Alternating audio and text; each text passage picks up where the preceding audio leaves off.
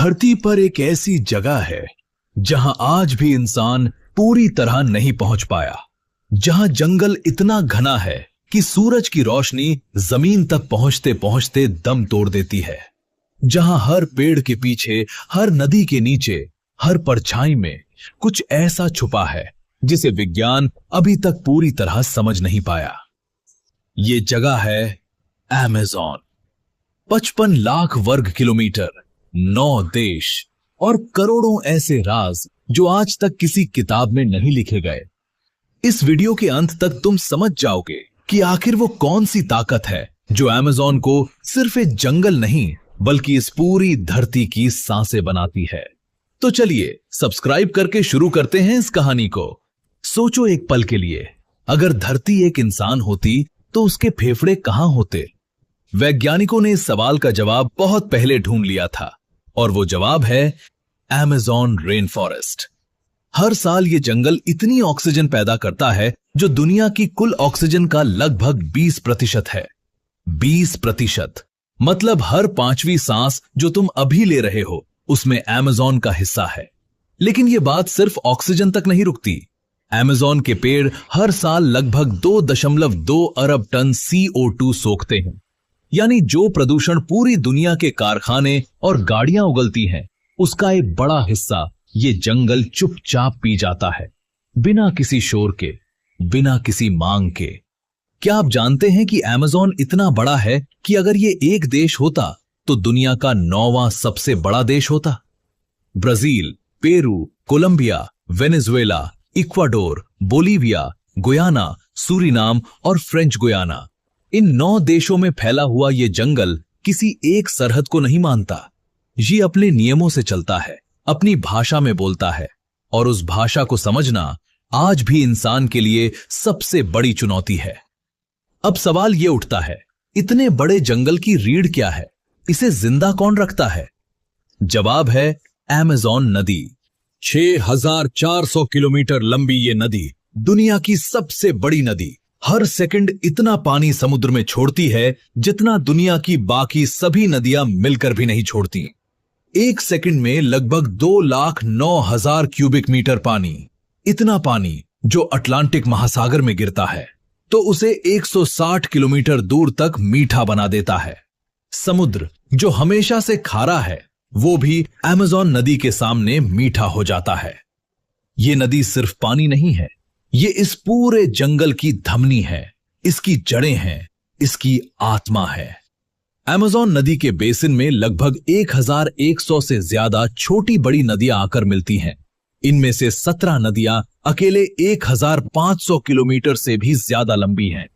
बरसात के मौसम में ये नदी इतनी फैल जाती है कि इसकी चौड़ाई कहीं कहीं 48 किलोमीटर तक पहुंच जाती है। 48 किलोमीटर यानी एक पूरा शहर इसमें समा जाए। और इस पानी के नीचे वहां एक और दुनिया है। अमेज़न नदी की सतह के नीचे एक ऐसी दुनिया है जिसे देखकर खुद चार्ल्स डार्विन ने कहा था कि प्रकृति की रचनात्मकता की कोई सीमा नहीं है। इस नदी में 3000 से भी ज्यादा प्रजातियों की मछलियां पाई जाती हैं। तुलना के लिए समझो, पूरे यूरोप की सभी नदियों को मिला दो तो भी वहां सिर्फ 500 प्रजातियां मिलेंगी। अमेज़न अकेला उससे 6 गुना ज्यादा है। लेकिन इस नदी का सबसे बड़ा रहस्य कोई मछली नहीं है, ये रहस्य है एक गुलाबी रंग का जीव, बोटो, या जिसे दुनिया पिंक रिवर डॉल्फिन के नाम से जानती है। ये डॉल्फिन समुद्र में नहीं, अमेज़न की मीठी नदी में रहती है। इसका रंग गुलाबी है और यह गुलाबापन इसकी उम्र के साथ बढ़ता जाता है। जितनी पुरानी डॉल्फिन उतना गहरा गुलाबी रंग। लेकिन इसकी असली खासियत इसका रंग नहीं है। इस डॉल्फिन का दिमाग इंसान से 40% बड़ा है। यह अपनी गर्दन 180 डिग्री तक घुमा सकती है, यानी यह पीछे देख सकती है बिना पूरा शरीर घुमाए। अमेज़न के जंगलों में बाढ़ आने पर यह डॉल्फिन पेड़ों के बीच तैरती है, जहां इंसान नाव लेकर भी नहीं जा सकता। और अमेज़न के आदिवासी लोग जो सदियों से इस जंगल में रहते आए हैं, वो इस डॉल्फिन के बारे में क्या कहते हैं? वो कहते हैं कि रात को यह डॉल्फिन इंसान का रूप ले लेती है, एक खूबसूरत इंसान बनकर गांव में आती है और जो इसे देख ले वो फिर कभी वापस नहीं आता।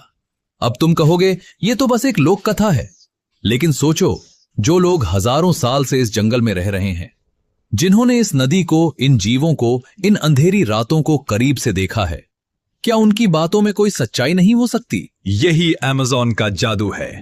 यह विज्ञान और रहस्य की रेखा इतनी धुंधली है कि कभी कभी समझ नहीं आता कहां एक खत्म होता है और दूसरा शुरू। अब बात करते हैं उस जीव की जिसके नाम से ही अमेज़न का माहौल बदल जाता है, एनाकोंडा। ग्रीन एनाकोंडा दुनिया का सबसे भारी सांप, लंबाई में 9 मीटर तक, वजन में 250 किलोग्राम तक, इतना भारी कि जमीन पर चलने में इसे मेहनत लगती है, लेकिन पानी में ये एक परछाई की तरह चलता है, बिना आवाज, बिना हलचल।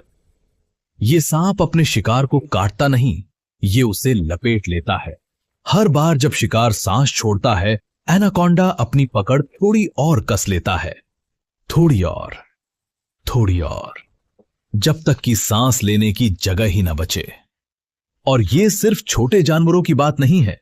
अमेज़न में एनाकोंडा के पेट से हिरण निकले हैं, मगरमच्छ निकले हैं, और एक दर्ज मामले में एक इंसान भी। क्या होगा अगर तुम अमेज़न के उस हिस्से में हो जहां एनाकोंडा का इलाका है और तुम्हें पता भी ना चले? यही इस जंगल की सबसे बड़ी सच्चाई है। यहां खतरा चिल्लाकर नहीं आता, ये चुपचाप आता है, पानी के नीचे से, पत्तियों के पीछे से और अंधेरे में से।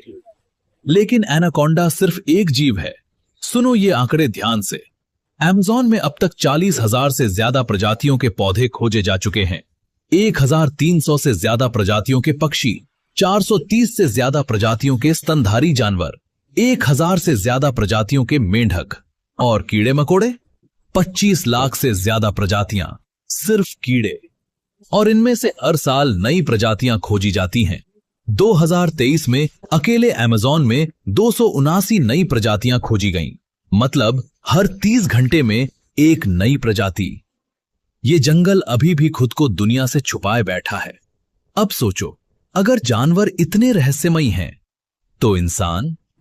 अमेज़न के घने जंगलों में आज भी ऐसी जनजातियां रहती हैं जिन्होंने कभी किसी बाहरी इंसान को नहीं देखा, जिन्हें स्मार्टफोन्स का पता नहीं, इंटरनेट का पता नहीं और बाहरी दुनिया का बिल्कुल भी पता नहीं।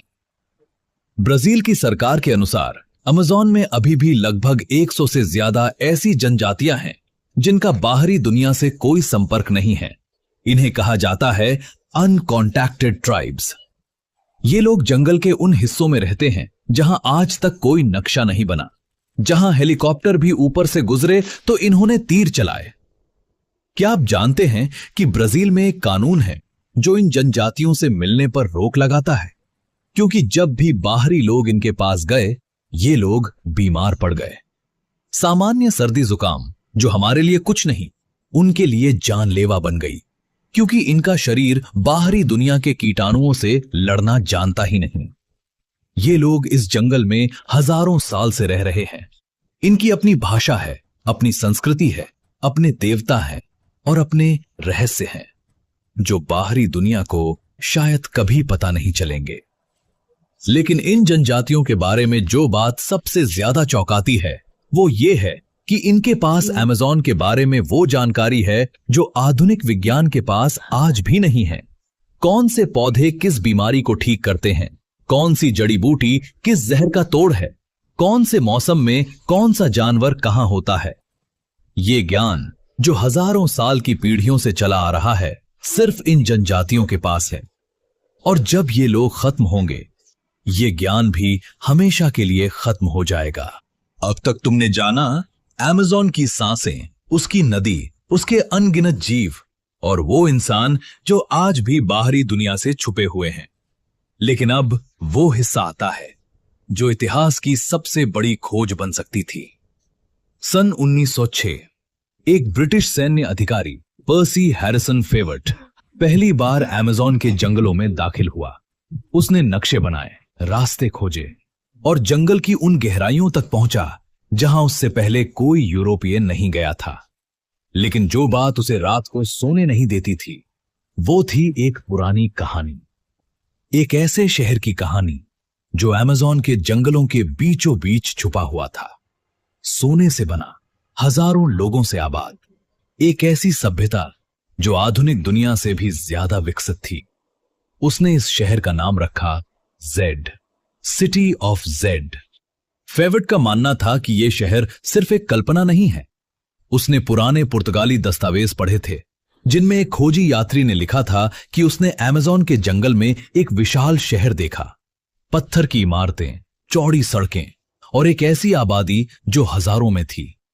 और फॉसेट को यह भी पता था कि अमेज़न की जमीन में एक ऐसी मिट्टी पाई जाती है जिसे कहते हैं टेरा प्रेता, काली मिट्टी। यह मिट्टी कुदरती नहीं है, ये इंसानों ने बनाई थी हजारों साल पहले।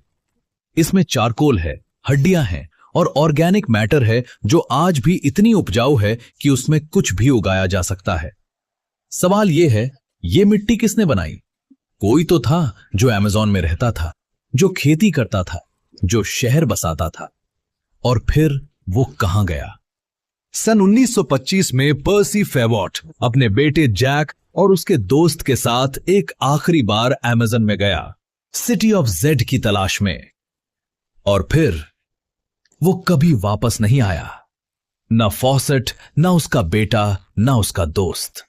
तीनों अमेज़न के जंगल में दाखिल हुए और जंगल ने उन्हें हमेशा के लिए अपने अंदर समेट लिया।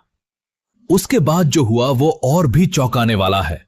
फॉसेट को ढूंढने के लिए एक के बाद एक 13 अलग अलग खोजी दल अमेज़न में गए और उनमें से कई वो भी कभी वापस नहीं आए। अब तक फॉसेट की तलाश में 100 से ज्यादा लोगों की जानें जा चुकी हैं। सोचो, एक शहर को ढूंढने की कोशिश में 100 इंसान। लेकिन क्या सिटी ऑफ जेड सच में थी?